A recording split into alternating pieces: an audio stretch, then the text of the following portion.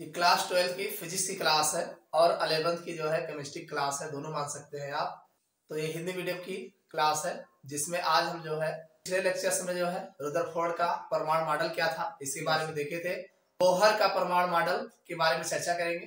देखिए ये board exam में ये क्लास 12 के फिजिक्स में जो है बोर्ड एग्जाम में बहुत पूछे जाते हैं और अगर आप 11th के स्टूडेंट हैं तो आपके केमिस्ट्री में जो है ये इम्पोर्टेंट है।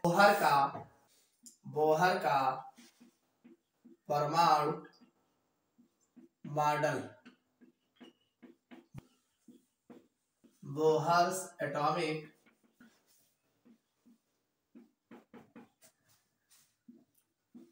बोहर का परमाणु मॉडल, बोहर्स एटॉमिक मॉडल, इस पर हम बात करेंगे। ये जो बोहर का मॉडल है, बोहर का परमाणु मॉडल या बोर का परमाणु मॉडल, जो भी आप कहना चाहो कह लो। किसी किसी बुक में कुछ लिखा है, किसी किसी बुक में कुछ लिखा है, सब सही ही लिखा है। ठीक, तो देखिए सन 1913 में यह मॉडल कब आया? 1913 में नील बोहर ने रदरफोर्ड के परमाणु मॉडल में मैक्स प्लैंक के क्वांटम सिद्धांत को लगाकर रदरफोर्ड मॉडल की कमियों को दूर कर दिया। यानी जो बोहर थे बड़े होशियार थे, इन्होंने क्या किया कि जो रदरफोर्ड का परमाणु मॉडल था उनमें जो कमियां थी उस कमियों को कैसे दूर किया? मैक्स प्लैंक का जो क्वांटम सिद्धांत था, मैक्स प्लैंक का जो क्वांटम सिद्धांत था उसी को उसमें रदरफोर्ड के मॉडल में ले जा करके जोड़ दिया और जोड़ करके उनकी जो कमियां थी उन कमियों को दूर करने का प्रयास किया। ठीक, प्रयास किया और लगभग कर भी दिया। तो इसके लिए उन्होंने निम्नलिखित 3 परिकल्पनाएं दी। तो जब ये उन्होंने जोड़ा तो उन्होंने 3 नई बातें जो उसमें बताई। कौन कौन सी 3 बातें बताई? पहली बात यह बताया कि इलेक्ट्रॉन केवल उन्हीं कक्षाओं में घूम सकते हैं जिनमें उनका कोणीय संवेग h/2π का पूर्ण गुणज हो। ऐसा नहीं कि इलेक्ट्रॉन जहां पाओ वहीं चक्कर लगावे। इलेक्ट्रॉन केवल उन्हीं कक्षाओं में घूम सकते हैं जिनमें जो है उनका जो कोणीय संवेग होगा h/2π का पूर्ण गुणज हो, जहां h क्या है? प्लैंक का सार्वत्रिक नियतांक है। h जो है प्लैंक का सार्वत्रिक नियतांक है। यदि इलेक्ट्रॉन का द्रव्यमान m हो, कोई इलेक्ट्रॉन है जिसका द्रव्यमान m हो तथा वह r त्रिज्या की कक्षा में v वेग से घूम रहा हो तो उसका कोणीय संवेग जो बनेगा mvr बनेगा। उसका कोणीय संवेग क्या बनेगा? mvr बनेगा होगा। बोहर की इस परिकल्पना के अनुसार, अब इनकी जो परिकल्पना है इनके अनुसार mvr बराबर nh/2π क्या होगा?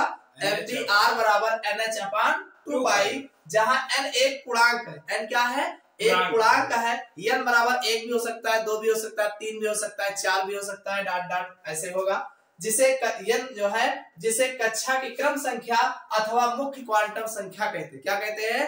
कक्षा की क्रम संख्या। यानी n बराबर 1 होगा तो पहली कक्षा होगी, n बराबर 2 होगा दूसरी कक्षा होगी, n बराबर 3 होगा तो तीसरी कक्षा होगी। इसी को मुख्य क्वांटम संख्या, प्रिंसिपल क्वांटम नंबर भी बोला जाता है। ठीक, ये तो इनकी पहली बात हो गई।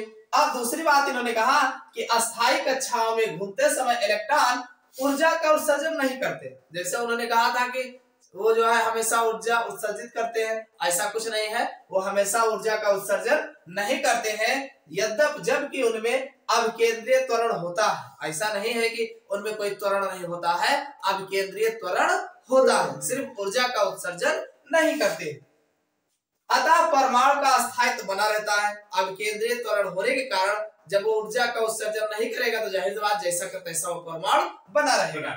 तीसरी बात उन्होंने कहा कि जब परमाणु को किसी कारणवश, मान लीजिए हमारा परमाणु है, परमाणु को कोई ऊर्जा बाहर से मिलती है, किसी कारण बाहर से ऊर्जा मिलती है तो उनका कोई इलेक्ट्रॉन अपनी निश्चित कक्षा को छोड़कर किसी ऊंची कक्षा में चला जाता है। अरे वो नाच रहा है अपनी जगह पे, अब बाहर से जब ऊर्जा लगा तो वह से कोई भी इलेक्ट्रॉन से कई इलेक्ट्रॉन है अगर, तो एक इलेक्ट्रॉन क्या करता है? अपनी कक्षा को छोड़ करके उस ऊर्जा को लेकर के जब वो पाता है तो ऊंची वाली कक्षा में चला जाता है। तो वही कहा गया ऊंची कक्षा में चला जाता है। परमाणु की यह अवस्था उत्तेजित अवस्था कहलाती है। परमाणु की अवस्था क्या कहलाती है? उत्तेजित अवस्था।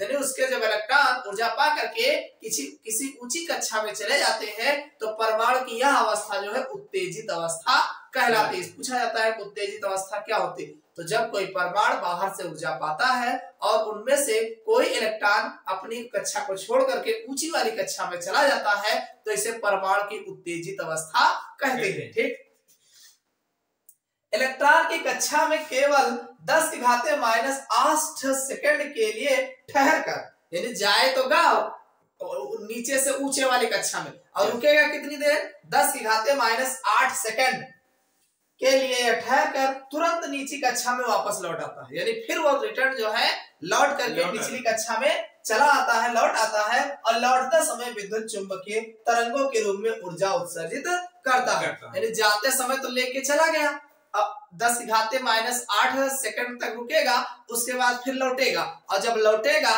तो वो जो ऊर्जा लिए रहेगा उस ऊर्जा को तरंगों के रूप में जो है उत्सर्जित करते हुए लौटेगा। समझ में आया कि नहीं? तो वही ऊर्जा उत्सर्जित करता है। अब आगे कहा गया कि यदि ऊर्जा कक्षा में इलेक्ट्रॉन की ऊर्जा, मान लीजिए वो ऊर्जा कक्षा में यानी जब ऊर्जा पाया रहा तो इलेक्ट्रॉन की ऊर्जा कितनी रही होगी, E2 और तथा नीचे कक्षा में जब नीचे से जब नीचे रहा अपनी ग्राउंड स्टेट पे तो उसकी ऊर्जा कितनी रही, E1 रहा। E1 हो तो उत्सर्जित तरंगों की आवृत्ति V, यानी जो तरंग आवृत्ति निकाल रहा है V निम्नलिखित समीकरण के अनुसार होता है। कौन सा समीकरण बनता है, Hb = E2 - E1।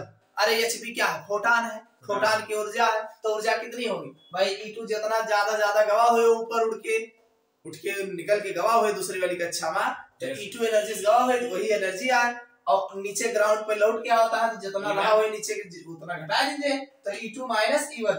अब एक आवृत्ति अगर V निकाला जाए तो V = E2 - E1/h। इतना तो समझ में आ गया। इस समीकरण को बोहर का आवृत्ति प्रतिबंध कहते हैं, बोहर का आवृत्ति प्रतिबंध कहते हैं। परमाणु से ऊर्जा का उत्सर्जन केवल तभी होता है। अब परमाणु से ऊर्जा कब निकला था ये भी जान लो। परमाणु से ऊर्जा का उत्सर्जन केवल तभी होता है जब कोई इलेक्ट्रॉन किसी निश्चित ऊंची कक्षा से निश्चित नीची कक्षा में लौटता है। यानी ऊर्जा का उत्सर्जन परमाणु में तभी होगा जब कोई परमाणु ऊंची कक्षा से नीची कक्षा की ओर लौटता है, तभी उधर ऊर्जा का उत्सर्जन होगा, अन्यथा ऊर्जा का उत्सर्जन नहीं होता। ठीक, अतः किसी परमाणु से केवल कुछ निश्चित आवृत्तियों की ही तरंग उत्सर्जित होती है जिनके कारण रेखीय स्पेक्ट्रम प्राप्त होता है जिसमें तीक्ष्ण रेखाएं होती हैं। इसके आधार पर हाइड्रोजन के स्पेक्ट्रम की सफल व्याख्या की गई है। यानी इसी जब ये ऊंचे से नीचे आता है तो कुछ फ्रीक्वेंसियां जो है उत्पन्न करता है और इसी के आधार पर स्पेक्ट्रम की सफल व्याख्या की गई है। अरे अलग अलग आवृत्ति की इसी में तो ऊर्जा देगा, तो इसी में जो है हाइड्रोजन स्पेक्ट्रम की जो है सफल व्याख्या की गई। देखो ये हमारा कोई मान लीजिए बोहर ने ऐसे मॉडल बताया है कि हमारा बीच में न्यूक्लियस होता है और इलेक्ट्रॉन ये बाहर जो है निश्चित कक्षाओं में चक्कर लगाते हैं।